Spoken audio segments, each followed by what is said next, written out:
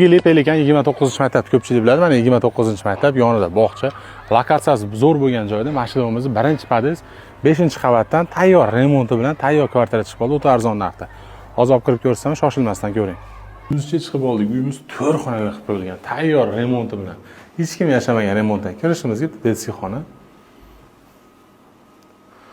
Mana bitta kattalar uchun yotoqxona. Mana 29-maktab. Kirgilida 29-maktab lokatsiyasi zo'r вообще. Bu ikkinchi xona ko'rganlar. To'g'rida mehmonxona. Mana bitta garderob. Bitta tualet. Bitta hammom. Oshxonani balkonga olib chiqib, 4 xonali qilib qo'yilgan. Mana oshxonasi. Uyimiz skvazin. Bu tomonda detskiy plashatka, hamma sharoit bor.